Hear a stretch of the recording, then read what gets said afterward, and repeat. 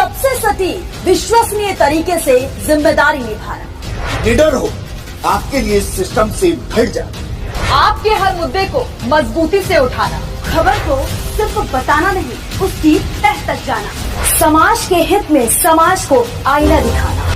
सच के साथ केवल बिहार और न्यूज पर खबर को देखें।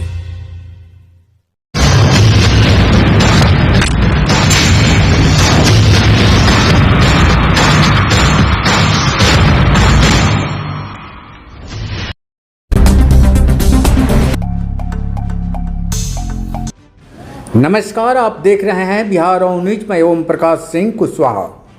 जग से होगा सृष्टि का कल्याण, भटके हुए युवाओं को सद्मार्गों पर चलने का जग है एक रास्ता।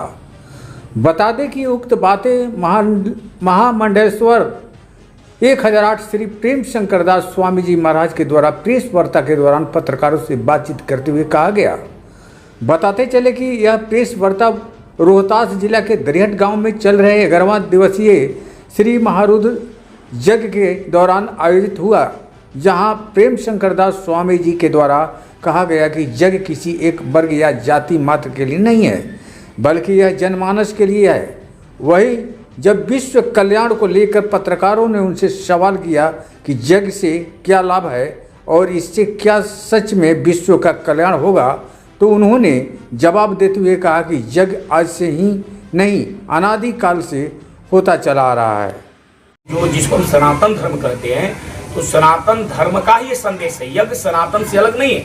सनातन धर्म और यज्ञ को अलग अलग करके नहीं देखा जा सकता है। तो सनातन धर्म का ही संदेश है अयम निजम परो वेति गणनाम लघु चेतसाम उदार चरितानाम वसुदैव कुटुंबकम। हमने पूरे विश्व को अपना परिवार समझा, और जो अपना जैसे जीने के लिए आप जैसे लोगों को सहयोग की अपेक्षा करता है। हमारा जो शास्त्र है अनंत है, लेकिन उसके बाद भी देखा जाए कि जिस धर्म के जैसे हम जैसे लोग पालन कर रहे हैं, हिंदू धर्म कोई मजहब नहीं है, कोई संकीर्ण विचारधारा नहीं, एक श्रेष्ठ जीवन पद्धति का नाम है। हम अपने जो हमारे प्रति जो पूर्वज की जो हमारे प्रति बहुत बड़ी उपकार है, उनके प्रति भी हम कृतज्ञता ज्ञापित करते हैं। इसलिए मनुस्मृति कहता है अतिथि देवो भव, हमारे मातृ देवो भव, पितृ देवो भव, आचार्य देवो भव। ये हमारे उपनिषद के ऋषियों ने हम जैसे लोगों को जीने का आधार दिया है। तो ये हमारा जो विश्व शांति की जो कार्य है, हम स्वतः हमारी ये जन भावना जन जन तक जाए और सबका कल्याण हो, ये हमारा अपना धर्म का एक बहुत बड़ा उपकार है।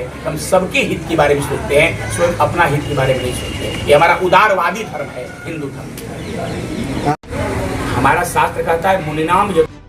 यह कोई व्यवसाय नहीं है, किंतु कहीं न कहीं कई लोगों के लिए रोजगार का सृजन करता है और धार्मिक मान्यताओं को बरकरार रखते हुए संस्कृति को मजबूती प्रदान करता है।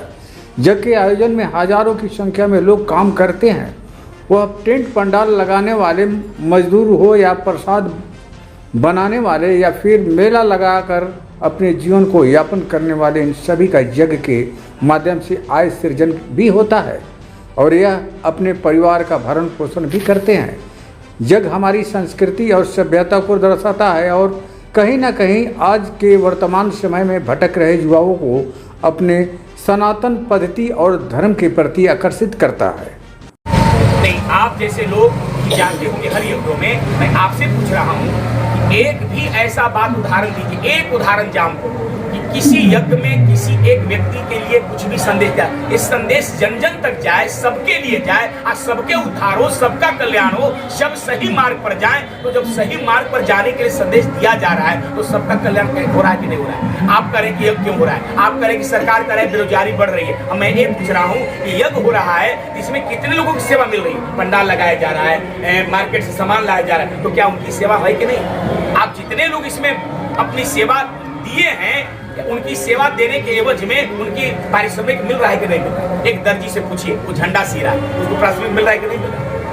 जितने जो हमारा भोजनालय में जो भोजन बनाने के लिए उनको पारिश्रमिक मिला कि नहीं? तो एक तरह से ये भी समाज का मुख्य धारा में ले जाने का एक बहुत बड़ा विकास है, एक बहुत बड़ी योजना है। सबको सुखी बनाने का एक बहुत बड़ा आयाम है, एक बहुत बड़ी विधा है। हम किसी को इसमें शोषण नहीं कर रहे हैं कि किसी को शोषण कर रहे हैं, हम किसी को पोषण कर रहे हैं। या शोषण नहीं करता है या पोषण कर रहा है, तो सबका पोषण हो रहा है। विकास है वो हमारे धर्म के आधार पर है। अगर धर्म की आधार हटा दिया जाए तो उसमें फिर कुछ ही नहीं मिलेगा। धर्म के ऊपर आधारित राजनीति जब होगी तब राष्ट्र का विकास होगा, याद रखिएगा। धर्म त्याग करके राजनीति होगा तो धर्म का राष्ट्र का विनाश होगा। तो धर्म पर आधारित राजनीति होना चाहिए। धर्म त्याग करके अगर आप चलते हैं तो किसी काम के लिए नहीं रहेंगे। राष्ट्र को भी मंगल कामना से जीवन को जीने में आप जैसे लोगों के धर्म को स्वीकार करना पड़ेगा, तब राष्ट्र का मंगल हो। हमारा शास्त्र कहता है मुनिनाम यथुरम वचनम प्रमाणम। जैसे शास्त्र का कोई विषय लिखा हो, आप स्वतंत्र हैं उस विषय को पढ़ने के लिए, लेकिन समझ करके पढ़ना है कि पढ़कर समझना। अगर आप समझ कर नहीं पढ़ेंगे तो आप जैसे लोगों का गलत अर्थ लगा लेंगे। इसलिए नौजवानों को चाहिए कि अपने आदर्श पर चलने के लिए किसी को प्रेरक बनाए और किसी के प्रेरणा से जीवन को जिए, अपने स्वतंत्र प्रेरक न बन जाए। आप जी रहे हैं मनमानी मनमुखी शास्त्र विहीन जीवन जी रहे हैं, आपका जैसे आचरण नहीं जो कहता है उसको मत जीजिए। इसलिए अपने को जीवन को अच्छा साबित करने के लिए आप किसी को प्रेरक बनाइए, आपका किसी का आदर्श बनाइए। आप किसी को बनाइए, माँ को बनाइए, पिता को बनाइए, भाई को बनाइए, किसी को बनाइए, लेकिन बनाइए उनके निर्देशन में चलने की जरूरत। सारी योजना आप मस्तिष्क में सोच लिए और मस्तिष्क की योजना आचरण में उतार लिए तो मनुस्मृति कहता है मन्नात इति मनुष्य। जो मनन अध्ययन चिंतन के कसौटी पर जीवन के गतिविधि को जो गतिशील करता है उसी मनुष्य कहते हैं, और नहीं तो कहा पश्यति इति पशु। हम दूसरे के आचरण को अवलोकन करें, अवतार लें, विचार न करें तो उतारने लायक है कि नहीं है, तो पशु होगा। तो आज के युवा वर्ग जो है उस पर मंथन नहीं कर रहा है, चिंतन नहीं कर रहा है, उतारने लायक है कि नहीं, उसको चिंतन करके उतारे। हमारे